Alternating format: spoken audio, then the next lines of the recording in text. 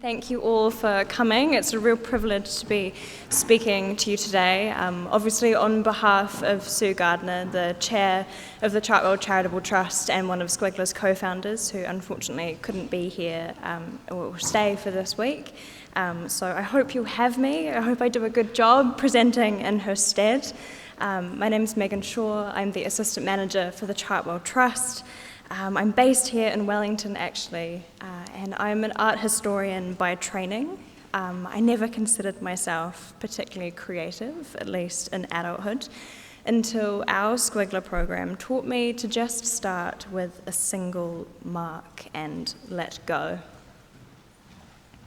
So Squigler is the outreach project of the Chartwell Charitable Trust. It's a program that acts like a gymnasium for creative visual thinking, where participants of all ages can freely exercise, explore, and train their creative minds and incorporate creative thinking into their everyday life experiences.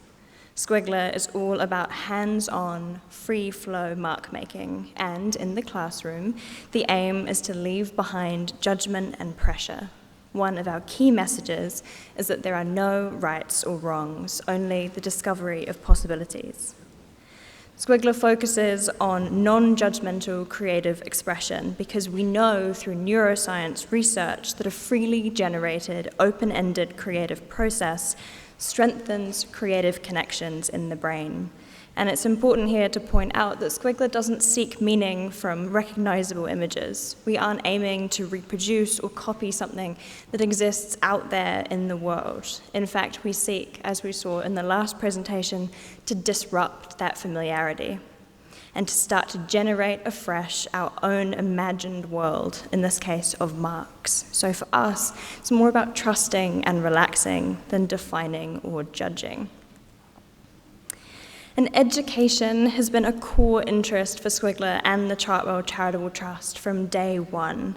Karen Gardner, a co-founder of Squigler, has more than 25 years teaching in the classroom and has had really great success testing Squigler methods with Year 7 and 8 students at Whangapura College in Auckland. And integral to our focus is to provide an accessible way for our ākonga to explore their creative potential and experience the world through their senses.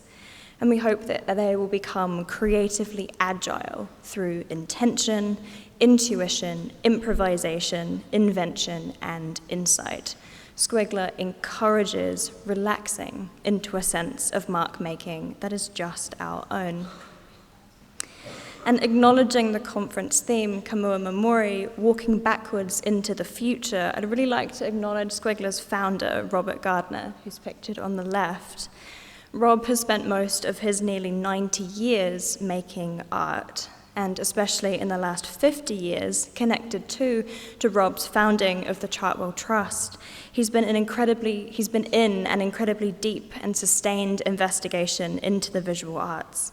And Rob's daughters, Karen and Sue Gardner, who sadly couldn't be with us today, are co-founders of Squigler and also on the Chartwell Trust board. And as the assistant manager for Chartwell, I've got the real pleasure of working with these wonderful people and projects, and I'm also really privileged to be working on celebrations for Chartwell's 50th anniversary next year, preparing a co-publication on the collection with Auckland Art Gallery Toi Tamaki and a suite of programs and exhibitions across Aotearoa, so do keep an eye out for those. I'd also love to give a quick shout out to Catherine Thompson and Holly Schroeder, both artists and art educators here with us today and part of our team, as well as Claire Brunner and Brenda Chappell, who you'll meet at the Squigler Making Space in Block 12 throughout the conference, so do come and say hello. The independent Chartwell Charitable Trust, along with the Chartwell Collection, was established in 1974. The collection is now held on long-term loan at Auckland Art Gallery Toi Tamaki and has over 2,000 examples of mahi in the collection. And Chartwell takes its name from the Hamilton suburb in which Rob and his family originally lived. Chartwell and Squigler have a kaupapa centered around the balance between inspiration and participation, acting as a bridge between artists, public art galleries, schools, whānau, and community. Through hands-on participation in the creative process, success for Squigler would ultimately lead to more people understanding the art-making process, their own creative brain and sense of self, and the importance of creativity to a fulfilled life. In this way, Squigler's approach aligns well with many of the core values of Te Matiaho, the draft education curriculum currently out for consultation. And we share a focus on, firstly, that of ihi, the energy of inspiration, and then also wehi, the emotional reaction that can come from access through participation. And there's a real opportunity to create understanding, to explore creativity and connection, inquiry and production, challenge, invention, and transformation. We strive for equitable access to creativity for all. Squigler just takes a humble pencil and a dot to get started. And the call for Akonga is makers and creators to carve out spaces for themselves. And we know that Squigler mark-making is one way to gain that space for self-exploration. And we've often been inspired by the words of the artist Ron Tekawa, who said in a 2021 interview with the art paper, quote, "It's all about setting up a creative space within yourself."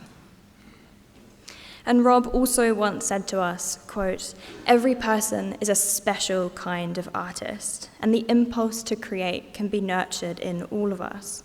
And really early on, actually found recently by Sue in some of his diaries, Rob asked with hope, do we teach children things that we do not know or cannot explain? Can we find visual form through open, intuitive observation that starts with engagement with the imaginary?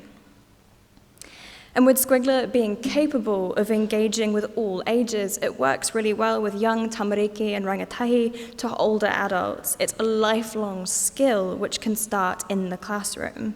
So we believe that access to creative visual thinking as a process can result in more young people choosing art subjects as part of their education. And having an enriched education experience across all curriculum subjects in attending more art exhibitions with their whānau, respecting artists, and reflecting on ways that encourage continued participation in art making throughout their lives, helping shape a creative future and an inclusive and active culture. Squigler can also be aligned to the three core elements of education as outlined in the new framework of Te Matiaho to understand, know, and do. We interpret these three elements from a Squigler perspective as understand ourselves as creative people, know that we're all born creative and can exercise to strengthen our creativity, and thirdly, do the mahi through inventive, active making and moving through the visual world. In our need for research knowledge in this field, we've greatly benefited from the research done at CAST, the Centre for Arts and Social Transformation at the University of Auckland. Directed by Professor Peter O'Connor, with Chartwell as a founding donor, CAST researches how the arts have a potential to make more socially just and equitable worlds through improving the quality of life of all students. And Squigler's really proud too to be part of the bigger context presented on the hugely successful Te Rito Toi website of creative resources for teachers, which in its expanded form was launched at Sylvia Park School in 2021. CAST's 2020 research paper defining the 11 dimensions of the creative process has helped us enormously as we understand what the potential of Squigler can be. And we're sure that Peter's research work as a subject matter expert too in the refreshing of the curriculum, along with colleagues such as educator and artist Dagnar Dyke, will have a profound effect on the future of the visual arts education in New Zealand. So let's dive in. Because Squigler is open-ended and flexible in its delivery, it's a program that fits just as well into a general classroom across a variety of subject classes, as well as in the visual arts and art history curriculum areas, and the tamariki and primary school classes. In a classroom or even a public gallery or museum setting, Squigler could be, for example, a short exercise to settle a class, a private, sustained, silent Squigler session to feel a sense of flow, or a shared program to activate the body and the mind and bring people together. We all know that there's not much time given to the rehearsal of the visual language compared to practicing the ABCs and the 1, 2, 3s. As artist and educator Judy Dara has recently said, quote, "Art gets hijacked by the word." So Squigler takes the fundamentals, the mark, the dot, and the line in all their infinite variations as the fundamental elements to create Squigler works. And the resulting visual compositions become the structures of our thoughts and imagination. We then group our Squigler sessions by 4 key themes. Using these 4 themes, play, make, imagine, and invent, helps you deliver Squigler in your classrooms. And you can collect some of these session guides for free from us at the Making Space in Block 12 in the next break and throughout the conference, which will help you get started right away when you're back in your classrooms. So while mark making on the page, creative individuals use imaginary and creative possibilities while also keeping a firm foot in the concrete world as well. And strengthening brain connections is one benefit of using a combination of 2 key thinking systems: reasoning, analytical thinking, and intuitive sense-based thinking. Sense-based thinking and making focuses on the world through our senses, and it's about welcoming in the chance to explore situations where the direction or the solution is unknown at the beginning. And as Rob says, sensing speaks louder than words. Using the mark, the dot, and the line in all its infinite possibilities means a dot becomes an energetic field of lines as exploratory rhythms emerge. This happens on the page as one mark is made, then the next emerges with the final composition as yet unknown. With the sense of touch being one of the central forms of perceptual experience, we invite all Squigler makers to allow the materials to have their voice. And then the heart, the mind, the body, and materials of the world inspire the making by the artist and insights by the viewer. And as Australian artist Madonna Staunton once wrote, quote, "The viewer has to advance toward the work, to meet, to participate." And it's this hands-on participation that we encourage for all. With Squigler, direct mark making sees us immediately recording our marks right on the page. So play. Playfulness and curiosity are the gateway to imagination and invention. As Professor Bruce Sheridan says, quote, "Play performs a significant role in the way human beings develop and learn." And he describes in a state of play, the usual rules don't need to apply, allowing freedom to emerge. As a pathway to play, we can also think of the Bauhaus artist Annie Albers, who notes one approach is a playful beginning, unresponsive to any demand of usefulness, an enjoyment of colors, forms, surface contrasts, and harmonies, a tactile sensuousness. So, tapping into the tactile and exploring ways to make is a crucial place to start. Getting started through play also involves Squigler makers reaching out to the mark-making tools to start making perceptual decisions. The tactile decision, in fact, is an important first step for a new Squigler maker in choosing that first material. And so is changing our body's engagement with the materials and the space around us, thinking often about light and space. So we embrace the smudge, the accidental breakage of charcoal, the softness of a paint stick, the smear of an oil pastel. We feel a sense of agency when making a choice of materials, so let that guide us intuitively. We can explore a sense of chance, a sense of direction, a space, unity, the unfamiliar, a sense of time, randomness, harmony, or a sense of completeness. And as visual artist and musician Brian Eno said, quote, "I think if something doesn't jolt your senses, just forget it." So teachers know that the sense of touch and development of fine motor skills are necessary for brain development, which is being challenged in the digital world. In fact, research shows that working with physical objects boosts our memory, and use of hands and fingers remains important.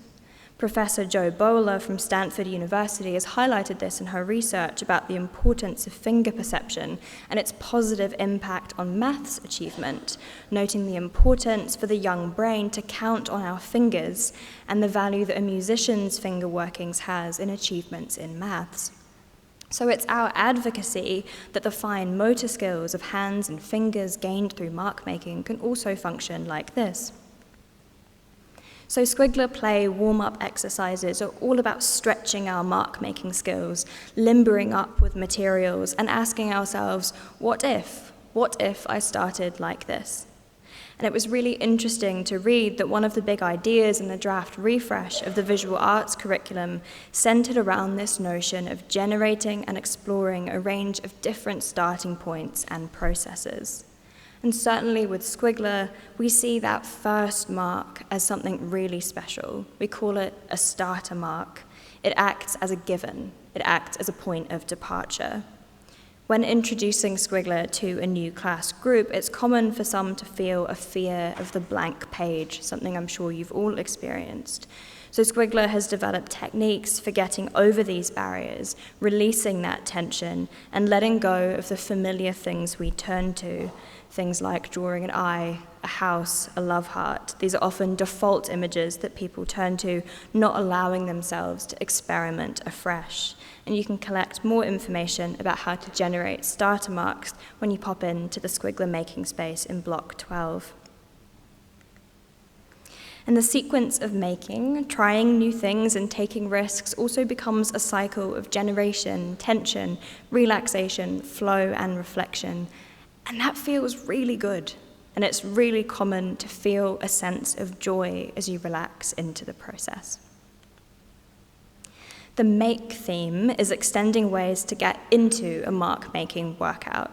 It might involve extending the way you compose marks, building a grid, layering up lines, assembling dots, tackling textures, clustering shapes, starting with a symbol, a letter, or a word, and disrupting its meaning.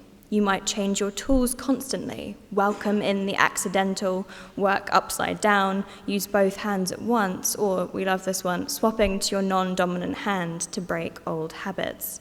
We test new ways to make, and then we disrupt them. This activates and exercises both our rule-based reasoning and natural, intuitive making minds. With the object space workshop we did with artist and educator Salome Tanuvasa, Salome encouraged changing the place that the mark making was done, shifting the making between the floor, the wall, the desk, and also encouraged collaborative making. And making together is an effective Squigler activity. Collaborating with others means we keep an eye on what our neighbour's doing and making, and it becomes a mark-making conversation, a to and fro, question and answer, a listening and responding moment. It also, I think, is a real exercise in empathy, taking turns to be the mark-making leader, learning to work effectively together. Squigler makers can connect with each other's experience and their different aesthetic values and making systems, enjoying a judgment-free environment. And our make session guides also delve into making from memories and memories of feelings, which encourage a sort of absent-mindedness or drifting as marks can be made around a feeling, moment, or memory. And using movement can help us to release tension and focus. Slow mark-making movements or sudden, quick gestures help us build rhythmic patterns, think how to test and balance order with disorder, similarities with dissimilarities, as the materials become an extension of our body and influence the way we learn. With Imagine, we want learners to use their hands to ignite their imagination and think of mark-making as visual music. Linking Squigler making with music is especially good in this theme of activities through exploring with improvisation, rhythm, feedback loops, sequences, codes, the familiar and unfamiliar, with patterns and variations, tones, compositions, and an overall sense of harmony. And we don't need to have advanced technical skills. As Professor Greg Menesale at the University of Auckland Art History Department writes, it helps to remove the excess of technical finesse to allow improvised spontaneity to produce vibrating lines, restless shapes, and forms. Quote, our own embodied rhythms are in synchrony with the rhythms of matter. And this really links to visual music, to nature and chants, like in Phil Dadson's work, January Music, from the Chartwell collection. We also often use a playlist of different instrumental music styles to accompany mark-making sessions. Improvisation is key for Squigler. Composer John Cage used the idea of a prepared randomness to break from the formal, rigid rules of composition, and we really encourage this with Squigler.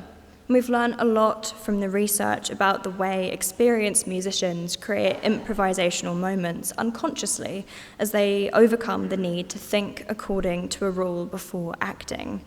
Instinctively, they know what will work next, and this is what we're all aiming for too with our Squigler mark making. With Squigler, you're both composer and performer at the same time. You can compose with a few instruments, your mark-making tools, or with a whole orchestra of them.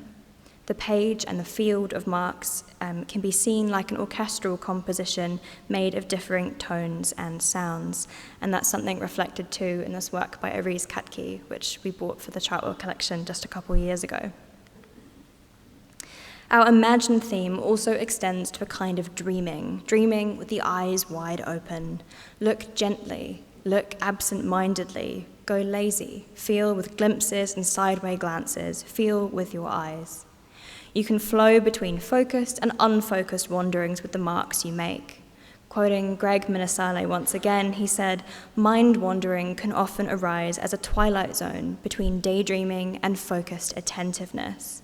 Allowing the mind to wander engages the brain's default mode network, regions that facilitate the imagination. When we invent ways of making that are original visual thoughts, personal to ourselves, we gain a deeper understanding of what our signature visual style looks like, how we make aesthetic decisions, and how visual discoveries make us feel. So Squigler values different processes, working with multiple interacting elements. Collage is really good here, for example, synthesizing ideas and materials together, expanding and testing the development of inventive mark making. We're also a really big fan of the super old school overhead projectors, so if you have any of those in a back room, 100% recommend getting those out. So we encourage Squigler makers to invent their own ways of making. Using light can lead to experiments with shadows and layered reflections, and we see this slow, beautiful, wandering way of making. Inventing new mark-making tools is also a great way to get active with making, and you can see some more of these ideas at the making space. We also find that some of our Squigler makers enjoy codes to create new works, and that's one of our session guides that Karen has developed that encourages students to create their own mark-making equations, if you like, as a way to make. So, for example, and I'm not a maths person, 2TL times 25LD could be 2 tangled lines and 25 little dots, and they can be as complete and complex as you like. So come and talk to our team about this as well. And that's a little video of some exciting exploration in purple. And we're really drawn to the ideas as expressed by thinkers like Maxine Greene that place the arts as central to the life and growth of a culture. And this, for us, is where the importance of whānau comes to the fore, the role that adults and family members can play in encouraging engagements in the creative processes of everyday life. It becomes an important message about the value of a visual arts education. And that's why connecting Squigler to adults as well as children is vital as we support Tamariki to progress creatively. And speaking in 2021 at Sylvia Park School in Auckland, the then Associate Minister for Education, Jan Tinetti, said, quote, "As adults, we tend to hide or have lost our creativity." And we wanted to show you this really incredible letter that the artist Evan Woodruff received recently after public programs held at Hastings City Art Gallery during his current exhibition, No Straight Lines. So thanks, Evan, for sharing it with us. It says, "I loved the last art on the back wall because it reminds me of a kid with lots of imagination on the left, and on the right is an adult with no imagination, and in between is growing up, losing imagination." So that's a pretty extraordinary thing to read from a child. And as Fiona Jack, the head of school at Elam School of Fine Arts and Design, recently said, quote, "In conversation with parents whose children are considering coming to Elam, the question I get is, why art? And she replies to them that the arts education creates critically strong thinkers, people who can readily understand context and situation, and who can critique an aspect of something from many different perspectives. And that's a skill that's really transferable." Now, where this is something we see Skwigler as really helping is that the skills learned are transferable skills. Think of Peter O'Connor's 11 dimensions of the creative process, all transferable. And we'd love to have an impact so that adults are less harsh on their own creative abilities, having lost the joy of making. So we hope that Skwigler can also connect them to that again. And what do we notice when we've been doing Skwigler for a while? Skwigler mark making can feel like meditation, a kind of flow state. As artist and educator Hannah Beery writes, flow, quote, "is a state of consciousness that produces effortless action." Flow represents a moment where we are utterly immersed in the activity that we're performing. And we see this experience with Skwigler on a regular basis, often having adults and children stay in our making spaces, absorbed in the process for hours, and parents can't believe that their kids aren't literally pestering them to leave the art fair, for example. It's a real novelty. Another outcome that we've experienced is that Skwigler makes us acutely alert to looking, feeling empathy for other makers, and we notice more, we pay attention more, and we open ourselves to an understanding of others' aesthetic investigations and contexts. And this will be really helpful for the public gallery educators, art history teachers, or art teachers using artist models in the room. After immersion into the visual with Skwigler, our observational experiences of existing artworks is enhanced. Again, I quote Greg Minasale, who said, quote, "When looking at something as viewers, we will all feel the painter's gestures in our own bodies. As gestures swell, move, cross, collide, twist, we can experience the action in a different form." And I think this again links again to Maxine Green's description of aesthetic education, calling for educators and those that they teach to actively engage with works of art. Quote, "The perceiver is encouraged to see through their own eyes. People look differently, see differently. The requirement is that they look, and we say make, long enough in order to see." And so just to conclude and really sum up that we've been delivering Skwigler workshops and events, pop-up making spaces and talks, and we've worked with art gallery education teams at public art galleries. We had 8 weeks, for example, at the Auckland Art Gallery. We've been at Object Space, Te Ata Mira in Queenstown, where Skwigler engaged with many secondary school classes. We've been to Christchurch Art Gallery twice, Tauranga Art Gallery, and Te Uru up in Auckland. That's at Tauranga and the Aotearoa Art Fair. So we've done 3 art fairs in Auckland now, and all of the schools started and finished their art fair tours in our space, which was really quite exciting. And we're also, this is like breaking news for you all, we're really excited to be taking Skwigler to Australia later this year. We've been invited to have a Skwigler making space at the Sydney Contemporary Carriage Works Art Fair. So if there's any Australians in the room, come and see us. We've also, I should say too, we've also had artists Louise Menzies and Catherine Thompson use Skwigler in their Creatives in Schools programs, and also had Skwigler be involved with Creative Matters up in Auckland too. And we've developed Squigler because we believe the visual arts deserves more support. Support for art in the classroom, support for all of us to know ourselves as creative. Author and scholar Ellen Dissanayake writes that we should be exploring ways to enable all people to make their individual and collective lives more significant through art, through making things special. So make your marks special when you play and make with us this week in the Squigler making space. And I'd like to shout out also to National Art Supplies for sponsoring all of our fabulous, super amazing materials. You can also learn more about Squigler online at squigler.org and how your schools can be part of our Squigler program. We're here for the whole conference, and you can collect also from us, I know a few of you have these already, our free conference Squigler resource kete, which will give you some introductory Squigler sessions to help you get started when you go back to your schools or institutions. And please also have a chat to us about delivering PD workshops at your kura or art gallery as well. So, on behalf of the Chartwell Trust and the Squigler team who are here with me this week, we just want to thank you all for everything that you do. And it's a real honour to share Squigler with you today. Ngā mihi nui.